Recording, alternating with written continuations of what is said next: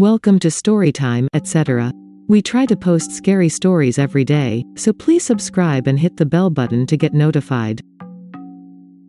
Story 1. In my room, true story. My sister Penny was always afraid of the upstairs at our house. She never went up there at night. Our main conversation every night went something like this: Penny, Buffy, go upstairs and find me my white sweater, black jeans and leather jacket. The clothing items would change from night to night, but I was always asked to get her things. But she would not go up without an adult after dark. Me: why can't you go get them? Penny: because something is up there. Me: I sleep up there, nothing has happened to me. Penny: just wait, someday it will. Okay, I will admit it is creepy as hell up there. I will give you the layout. There are 2 rooms that lead into each other, no hallway, and there is an attic above and one on each side. The house is well over 100 years old and there is a banister over the stairs, but it is closed off by a door. I remember Penny coming home from dates, and before she would take her boyfriend upstairs she would send him up with a flashlight to check the closets and under the beds, even though I was in one of those beds. Once when our mother asked her why she would not sleep upstairs in her room, she rattled off numerous reasons. Penny, you can see small lights come out of the closet. And you can hear footsteps and heavy breathing in the attics, and there is always a sense of being watched a little too closely. Me: that is ridiculous, I have never seen anything or heard anything, you should stop letting her sleep on the couch every night. Mom: she's okay, she can sleep where she wants. She's not hurting anything. I think my mom knew, but since nothing was bothering me at the time she overlooked it. Better to have one daughter on the couch than 2. I even took this problem to my dad, being as he was always on my side and mom seemed that she was always on Penny's side. Eventually my sister got married and moved out when she was 18 and I was 11. Then I guess the ghost or whatever thought it was my turn. My experience: the attics, I would hear stomping, and it was not in just one attic, it was all 3. There were whispers in the closet like 2 children having a conversation. The conversations I overheard were from talking about dolls. Sometimes they were trying to figure out what happened to someone named Uncle Duffy. And sometimes it sounded as if they were discussing how they could run away. I did not get a bad feeling from the girls in the closet. I was always being watched all day and all night and lived in a constant state of panic. When I was upstairs every nerve was on edge. The worst thing was this big black shadow in the middle of the night asking where Penny was. The voice wasn't the voice of a kid, it sounded like it came from someone who smoked 4 packs a day for 50 years. The black shadow asked after my sister 6 times every night. When I would not answer out of fear, the shadow would throw things at me. Books, figurines, even pictures. Then it was my turn to sleep on the couch. And then I understood my sister. It wasn't an excuse, she actually heard these things. I never understood why I didn't until after Penny moved out and I was bullied by this ghost or whatever. That's what this entity was, a bully, something that always had to have power over us, the young powerless sisters that lived in the home. Fast forward 2 years after Penny was gone, she had her own home. My oldest sister Jeannie couldn't afford the house she was renting due to being in the middle of a divorce, brought her 3 kids and moved in with us. Jennifer, which was 5, Kevin, who was 3, and Amanda, who was 2. Which meant Jennifer would be staying with me, and we were both expected to sleep upstairs. We were woken up all the time by stomping, and when Jennifer would start to cry from being scared, I would tell her it was because the house was old and that's what old homes did, they settled at night. Exactly what my mom always told me when I heard odd noises in our home. Jennifer's 6th birthday rolls around and my mother buys her one of those creepy clown dolls, you know, the ones with a plastic head, a wire body under its clown clothes, and has the most insanely evil laugh. That clown was always going off by itself at night, never during the day. One night I decided I had had enough, so I got out of bed and went over to take the batteries out. But when I opened the battery pack, no batteries were inside. I told my mom and older sister, but no one cared, or they thought it was an overactive imagination. Penny believed me, so the next day I got up and threw it in the attic. But it would still go off. In the middle of the night. Then one day I came home and the doll was out of the attic and sitting on the chair across from my bed. When I asked who put that there, no one knew. We ended up burning that doll. Penny came and burned sage in our home. Now that I am grown up, my kids who like to stay with my mom always tells me about their thing being moved and their chargers being jerked from the wall. But I still feel that it waits to this day for Penny to come home. Maybe because she feared it the most, I don't know. But I know that that bully brought me a lot closer to the sister whom I couldn't possibly live without now.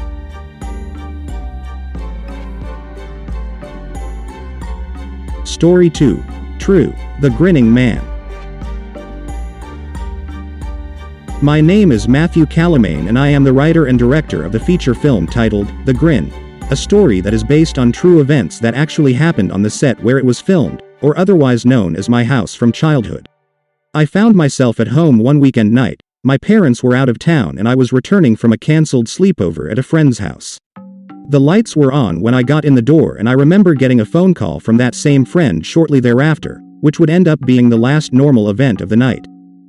My brother was playing video games in the next room and I could hear him tapping furiously at a video game while I spoke on the cordless phone. I walked around in the living room and ended the phone call in the kitchen, when I remember hearing some kind of high-pitched squeal that came from the house somewhere, and I couldn't place where it was coming from as it sounded the same in every room I went to investigate. It ended after about a minute after it started and was interrupted by the phone ringing, but the phone was not in the kitchen where I left it. It was in the bathroom on the counter in front of the sink. I answered the phone and there was nobody there, so hung up. It was at that point where I heard a dragging sound, like a large heavy object was being dragged in the attic crawl space above me. I followed the sound as it slowly navigated from room to room, and ended up in my parent bedroom, who still had a waterbed. After the sound made it to the far wall, it stopped and the phone rang again. This time my friend was on the other end of it. I told him what was going on and he told me to be careful and call the police. After I got off the phone I laid down on the waterbed and was horrified to find a body-shaped solid object inside the waterbed mattress and leapt out. I then heard a knock at the door and answered it quickly, but there was nobody there. It was at this point where my brother called me from his room to check something out that he had just discovered in the game he was playing, and a little more than annoyed at his lack of interest in what was going on, I stormed into his room. There was nobody there. His bed was made and the room spotless. Neither the console nor the TV was on, and the controller was wrapped and unplugged. There was no way he could have hid and cleaned his room in the few seconds it took me to make it from the front door to his room. I had been alone the entire night, hearing for 20 straight minutes my brother playing a game that he was not present to be playing. The phone rang again, but again, it was not where I left it. This time it was resting on the kitchen counter where I originally had left it, so I walked through the entire house to answer it. It was my friend calling again, this time saying that the call was dropped for some reason and he was calling me back. I explained what just happened and there was another knock at the door. Since I was standing right next to it, I peeked out the window within 2 seconds of the knocks and there was nobody there. At this point I opened the door and stepped onto the porch to make sure I didn't see anyone running away, as I had a large wide open yard and there wasn't anything to hide behind. I walked into the yard to look around, but didn't find anything. I found myself engaged in several more minutes of talking before my friend got off the line, and it was at that moment where I realized that the place I had been staring off into space at while talking were two very large black reflective eyes looking back at me. The figure was tall and lanky, and stood only 10 feet or so from B, in the shadow cast by the garage from the front door light. The most notable feature he wore was an inhumanly large smile, and he was grinning with oily metallic teeth from literally ear to ear. Despite me staring directly at him for more than 5 minutes, I pretended I did not notice him and through willpower alone, made it inside the house without running as fast as I could and instead walked calmly. I remember feeling like if I ran, he would chase me, and somehow knew that he would have caught me easily. I barricaded myself in my room the rest of the night and did not fall asleep until the sun came up the next morning and my parents were home. Nothing like that had ever happened to me before that, and nothing like that has happened since.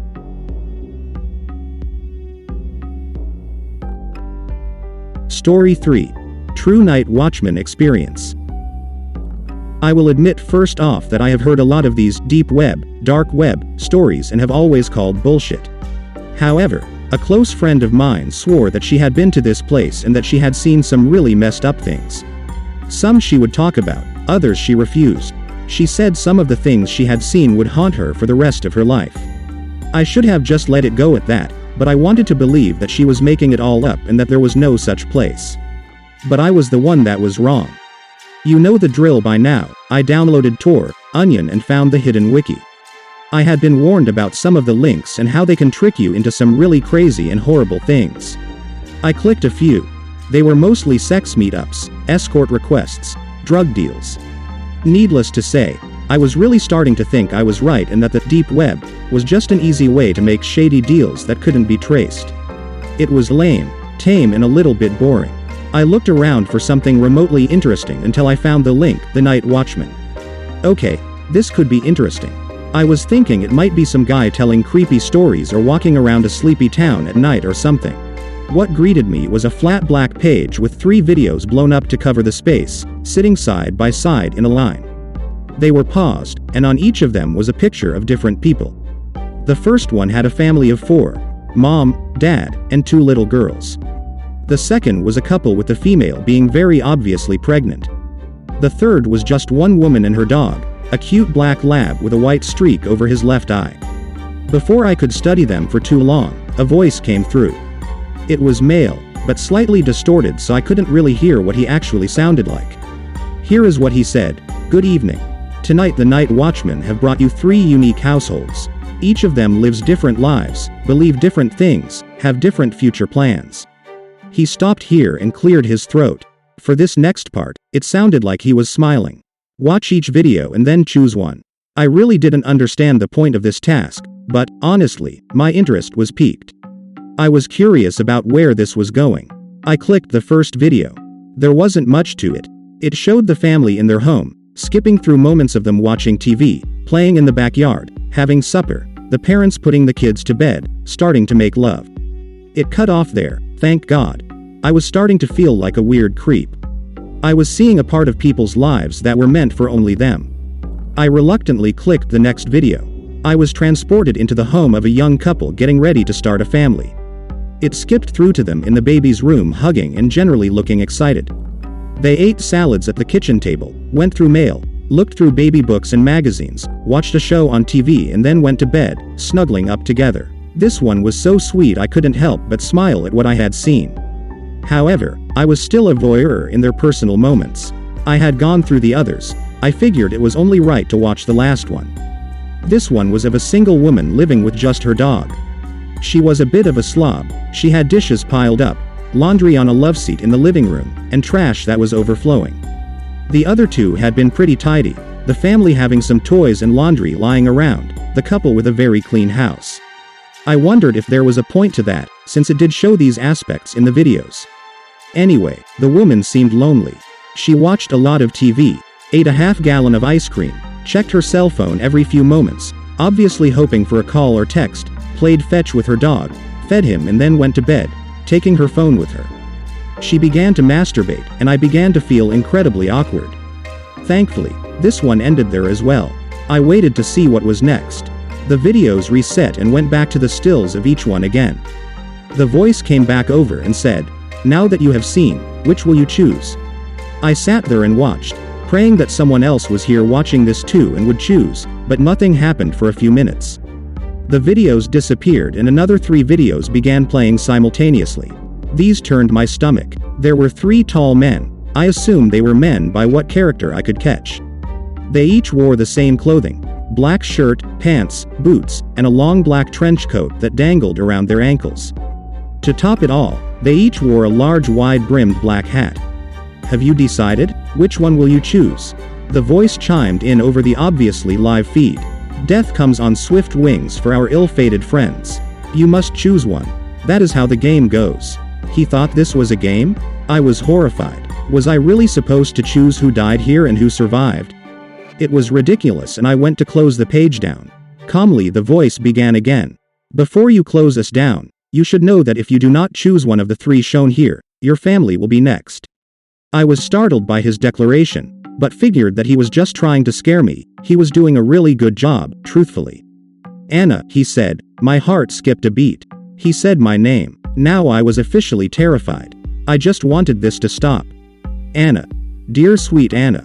I know it's a difficult choice, but it must be made. Please, if you will, direct the Night Watchmen to their chore. The original videos came back up and I knew that meant it was time for me to pick someone to die. Maybe it is just a horrible joke that some hacker and his friends like to play on unsuspecting deep web surfers, I stated out loud. It was more to make me feel better than anything, even though my heart was still pounding. I looked at the people again. There was a family there, children. I couldn't choose them. Then there was the expecting couple. I couldn't do this, it was too much. Choose, the normally calm voice barked at me. Choose now. I jumped and looked at the last one. It was the lonely woman with a dog for a companion. She had the least to lose. She was alone without kids or a husband. It wasn't okay, but I quickly clicked her video. Very well, so shall it be. The voice was calm and smooth once again. The videos of the Night Watchman came back up. Night Watchman, a choice has been made. You may attend to your work. I watched in horror as two of the watchmen began walking toward the houses in front of them, and the third one walked away from a house. I was confused. I chose the lonely woman, but her watchman was walking away. He disappeared into the night, and the feed cut off. The other two videos grew bigger and took up the screen. What's going on? What's going on? Was all I could say. The two watchmen that it showed, each effortlessly broke into the houses. I was biting my bottom lip so hard it bled. The feeds walked along with them as they each silently roamed through the houses. One watchman walked into the set-up baby room and looked around gingerly, then made his way across the hall to the other bedroom. The other watchman walked slowly down the hall, seemingly trying to decide which room to enter. He chose the children's room. I looked over to the first one. He stood at the foot of the sleeping couple's bed, holding a huge machete. He walked to one side and began swinging wildly. There were screams so loud and frightened that I felt like I might pass out or throw up. I looked over to the other video, reluctantly. The watchman stood in the children's room, right in the center of the pink bunk bed. He also brandished a machete. I screamed as he raised it up and reached over and pulled the computer plug out of the wall. I was terrified, traumatized. What had I just witnessed? What had I just done? My mouth felt dry. My head was spinning out of control. My heart felt like it might burst from my chest. After several hours, I decided to check my computer and hope that the nightmare I had witnessed was gone. There was nothing. Days later I was checking my email when I stopped and recoiled in horror. There was an email from the Night Watchman. I finally opened it. I really don't know why. Maybe I was hoping they would tell me I had been punked or something. Instead, it was just a few large words on an otherwise white background. Jenna thanks you for excluding her from a Night Watchman fate. We thank you for your choices too. We truly enjoyed our encounter with you. Come play again anytime. I will never, ever access the deep web again.